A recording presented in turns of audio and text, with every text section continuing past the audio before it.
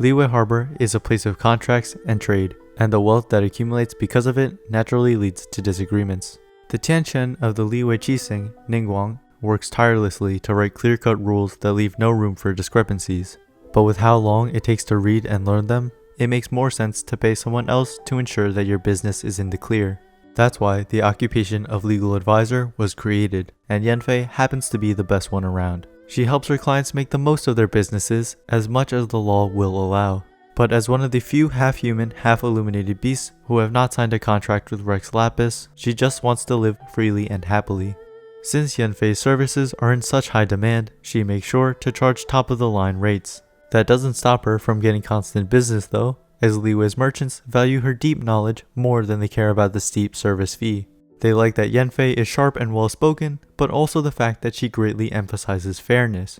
Her mediations often end with both parties meeting a happy compromise. So even though she is not bound by any contract, Yanfei definitely contributes to the peace and prosperity of Liyue in her own way.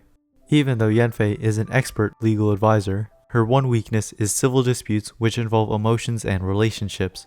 As someone who happily grew up in a loving home, divorces, inheritances, custody disputes, and the like are cases she struggles with. She finds custody disputes the worst though, as the settlements always have lasting psychological effects on the children involved. She hopes that everyone can meet the right person and be spared this particular grief. Yanfei is a very tolerant person, so she makes friends with others very easily. But if you start to discuss anything related to law, Yanfei enters work mode and acts completely differently. Aside from that, due to rigorously studying law for many years, she has attained the habit of clarifying any ambiguity within the conversations she has. But when she realizes she is being overly talkative because of this, she proceeds to hit herself on the head with a book to punish herself. However, because she continues to constantly immerse herself in legal literature, that habit is not going away anytime soon. Yanfei doesn't take words at their face value. She looks to find the deeper meaning and origin of them in laws as well as in regular conversation. One time, the traveler met Yanfei by chance and simply said, "Huh, didn't expect to see you here." It's a normal phrase to say, yet Yanfei considered if it meant that there was a scenario where they did expect to meet her. This caused her to wonder if the traveler secretly admired her.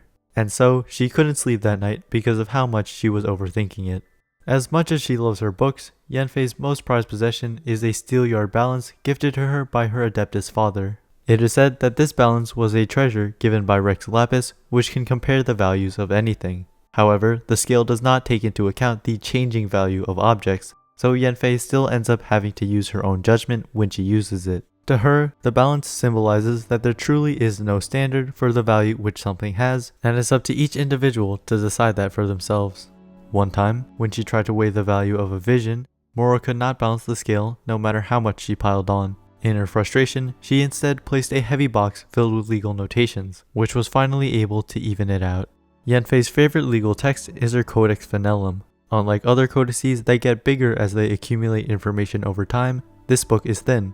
That is because it only has the basic principles of law written in it. Yanfei likes it because she believes that this is the final form of law. In the far future, she hopes that law will only need to exist in the hearts of people because they will be kind enough to solve their problems amiably on their own. But if this were to happen, Yanfei wouldn't really need to be a legal advisor anymore. So, after being inspired by one of Xinyan's musical performances and then failing to learn an instrument, she decided her memorization and speaking skills would best be transferred to the profession of rapping. Yanfei's father is an illuminated beast and her mother is a regular mortal merchant. But because she was born during peaceful times, her only contract was one with her parents to simply live happily.